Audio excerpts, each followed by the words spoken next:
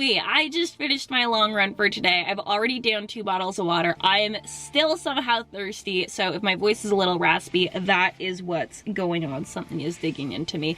Anyways, just finished my long run. I'm in the car because we are busy today, this week. I have been trying to keep up with filming, but I realized it's a lot more realistic for me to just kind of try to take you on the journey of everyday life rather than having, as much as I'd like to have this perfect storyline of video after video, I would be uploading like once a month. So doing my best, checking in with you on here. Just finished my long run, feeling fantastic in my body, which is quite a contrast from earlier this week. If you follow me on Instagram, you will know that I ran my first ever mile time trial, and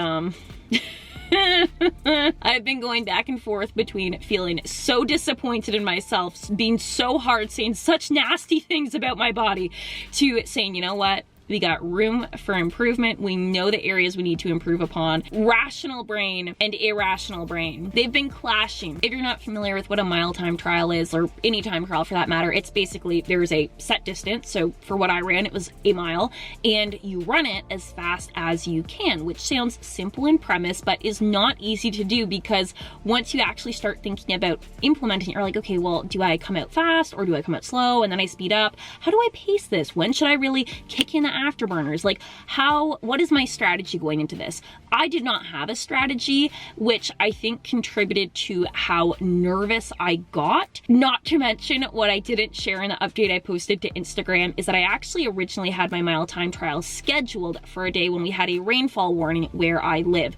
I'd never heard of a rainfall warning, but they were not kidding. We got so much rain. There was actually flooding in some of the areas near where we lived. It was really bad conditions, but I didn't want to make excuses. I told myself, no, this is your brain being weak. Of course, I noticed like partway through my warm-up, I'd left the house and I was not even wearing a sports bra. I was still wearing my regular bra.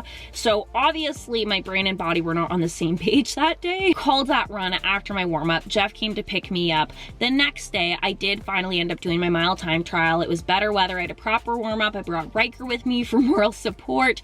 For during the warm-up, everything looked pretty good. Come time to do the time trial, I still was holding on to a lot of nervous energy. I came out the gates very quick. I think my top speed was like a 5:14 minute per mile at the start, which I did the conversion. I think that's like an 11.5 on the treadmill, which I've never even run that in my training. I ran the first half of the mile at a 7 minute per mile pace, which when I looked at my watch blew my mind, because I'm like, what? Like, I've never trained for this. I would have been so happy with a 7:30, but it did kind of cause me to have a panic attack, which was also completely out of character for me. Usually I can just kind of shut off my brain and tell my body to do its thing. Something happened to me. I'm not sure. I started hyperventilating.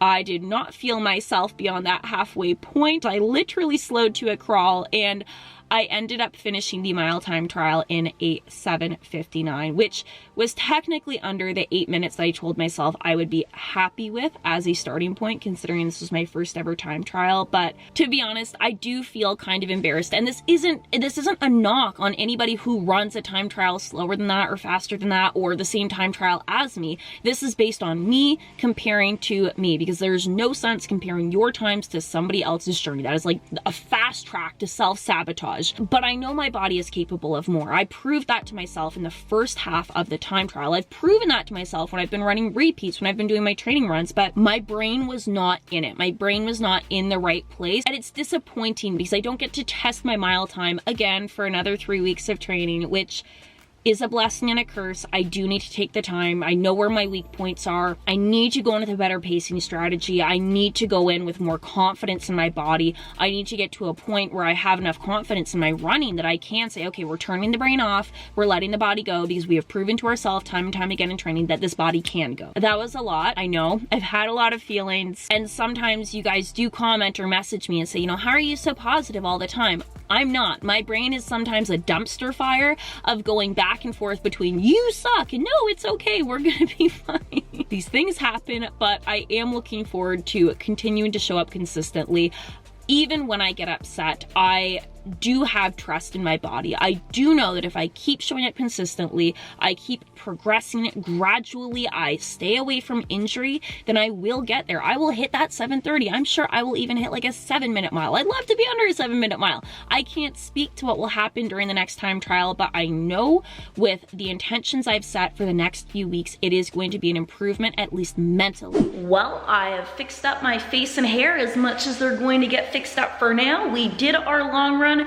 We are now going to film a women's best try-on haul, research review, computer work to do, and we have another workout. You thought we were done, you thought wrong. I am very much so a list making, write it all out kind of person, which is great until things don't go according to plan, and then I waste my energy getting upset over things not going perfectly. So my motto for today is I'm doing my best, even if it's a mess. That's honestly probably going to be my motto for the rest of this week, the next few weeks. We have got a lot of stuff going on, which we are going to talk more about in a video I have coming later this week. I'm trying to keep everything straight right now. We have arrived at our filming location for this big creative vision I have. Basically, I need to do a women's best haul for new sets that are launching. However, I want to always keep it fresh. I want to keep it fun. There's a massive hawk flying right over me. Oh my gosh, I have the sunroof open, it's huge. Anyways, I have all of the new sets in my backpack back there. I have this, look, it's a trend I saw on TikTok. This sound I feel like will fit. We're gonna do our best, neither Jeff nor I. In case you were confused, neither of us are professional videographers. So we really just figure out all this stuff as we go, but I'm gonna take you through how I do my continuous running shots, what we have figured out works to make it look, you know, kind of professional, and we'll go from there. I look away from them for 1 second. They've gone up on a dirt pile, and I know Jeff is taking pictures of DC, probably in portrait mode. He loves this animal. Look at you go, buddy. Oh my god. Oh my god. When I say nothing goes according to plan, I mean literally nothing. I have vomit on my leg. Okay, so a little bit of chaos, but that's always fun. The women's best sets that are launching are from the Move Seamless collection. There are 2 pieces, so the long sleeve shirt and these cute little short shorts I'm gonna show you in a sec. They come in 6 different colors. I'm currently wearing the beige color. We're gonna go through all of them, all right, but I just wanna show you what we got going on. What I will mention is that the Move Seamless collection also has matching bras for all of these colors. But if you want something a little bit higher support, you will probably want to pair these with the Hold collection. So right now, I've got the Hold Windbreaker, and I think it's sand, it's basically beige. And then I've paired this, if we can see, with the Hold collection sports bra. It's like a high support sports bra in jungle green. I think it's super cute. We're having a real like nature gal moment right here. I have cleaned the throw up off my legs. So now we're gonna get the camera set up on the truck and start filming. Show us your setup.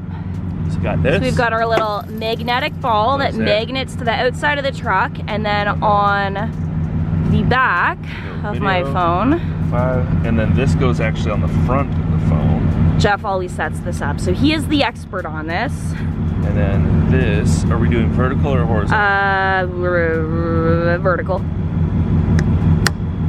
Sits like that. And we're gonna hope that we can get each of these in one take. Well, that was harder to film than I thought. It was also kind of hard to film for Instagram and YouTube at the same time. It amazes me how unnatural it is to film things that should be natural, if you get what I'm saying. I really do wonder what kind of crazy camera rigs and setups they have for like these reality TV shows when they're just out and about driving in a car. Where is the camera? Anyways, here's how the video turned out. Oh no, I hope I don't fall. The transitions could have been better. I think the first one was really good. It literally looked like poof magic, switched the outfits. After that, they were I didn't love them. It was a good idea, but I realized in hindsight, yes, the trail we were on was quite bumpy, and in order to make the transitions look perfect and seamless, being able to match stride for stride in each outfit, my sprinting form would have had to have been the exact same each time. Jeff would have had to accelerate in the truck at the exact same rate. We also would have had to have taken the exact same path along the trail. If you think we did good or terrible, terrible. I posted it to Instagram, so air your grievances. Anyways, I didn't get a chance to show you all the pieces that are launching, so we're gonna take this in the garage, show you what we got going on. So Women's Best just released 2 new pieces to their Move Seamless collection, a long sleeve shirt and the short shorts. I think you've seen me wear 2 colors of these so far today. We've got 6 colors releasing: the black, gray, blue, beige, pink, plus the red that I'm currently wearing. Starting with the long sleeve, can we first of all just take a moment to celebrate that this is not a crop top. I don't know if this is an unpopular opinion, but I don't love working out in crop tops. I'll either do a sports bra or a full coverage shirt, but in crop tops, I just feel like everything is touching me, especially once I get sweaty. So full coverage on the top here. I am on the taller end. I would say that this fits true to size. You can pull it down either over your hips. It's got enough stretch for that, or just kind of leave it how I have it here if you want a little extra room in the waist. We've also got thumb holes if you're a fan of those. I describe the fit as tapered, slim, but not compressive or restrictive to the point that it's gonna interfere with your workout.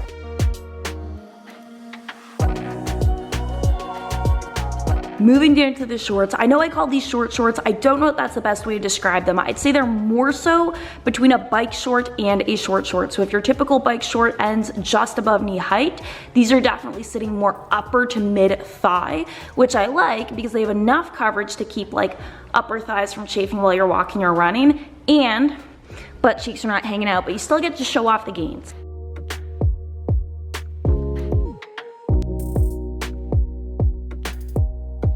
So my neighbor just started power washing his driveway, which means we will be finishing this haul inside. But in terms of fit, I would say that both the long sleeve and the shorts from this collection fit true to size with how they're meant to fit. The fabric and the material feel I would describe as being strong but stretchy. This is an incredibly resilient fabric.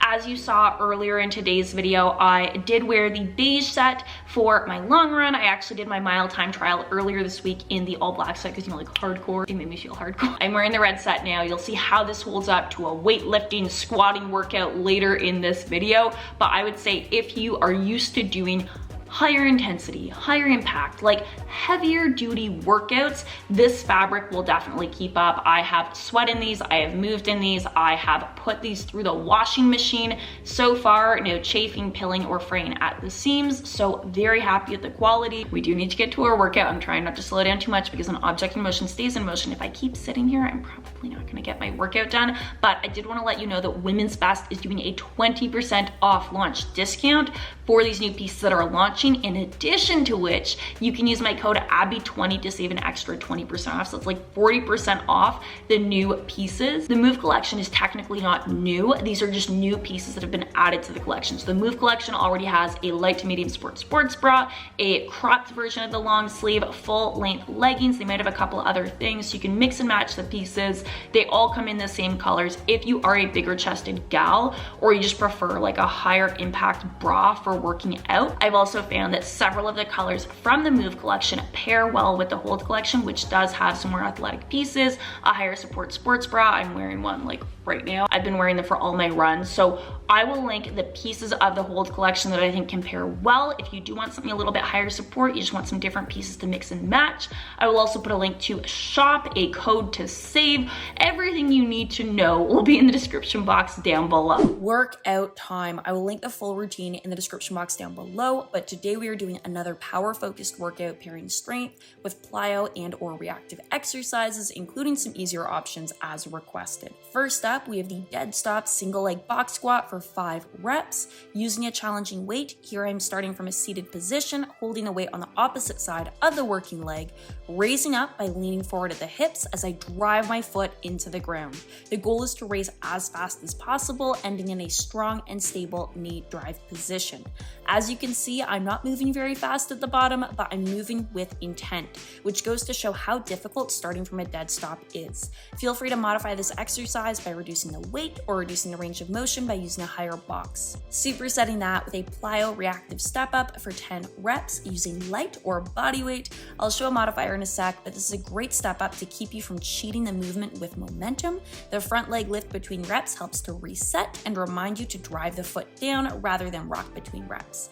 If you're just getting into the style training, feel free to remove the hop and instead focus on the fast lift and drive of the front leg between reps. Next up, we'll do an upper body focus superset, starting with decline push-ups for 5 reps. Now I know these aren't an easy exercise, so swap for whichever push-up variation will be challenging for you by the end of 5 reps. Similar to the squat, focusing on moving with intent out of the bottom position, keeping your core tight and form strong throughout. Supersetting that with drop push-ups for 10 reps. Again, selecting whichever push-up variation will allow you to move at this tempo for 10 reps. The focus here is not on strength, but on speed. Dropping fast into that bottom position, then reacting immediately and exploding back up. And finally, for our last superset, starting with a single leg supported deadlift for 5 reps. Heavy. This is not a stabilization exercise. This exercise is all about strength, and so that is why I'm using a support, because your body will not produce max force in an unstable environment. So grab a wall, chair, post, whatever you need to not worry about falling over.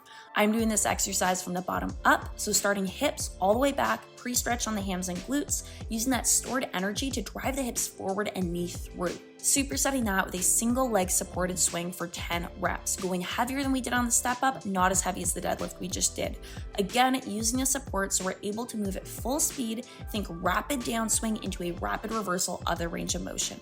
Don't get it twisted, your hips are the star of the show here, your knees are just along for the ride. As soon as we hit that hips all the way back position, squeeze your glutes to drive your hips forward and repeat. That is it for today's workout. I wanted to try a headstand to handstand push-up, didn't fully think this one through, maybe next time. For now, I know you always have questions and suggestions, so leave them down below and I will do my best to reply when I post the video. Otherwise, thank you for watching and I can't wait to see you in the next one.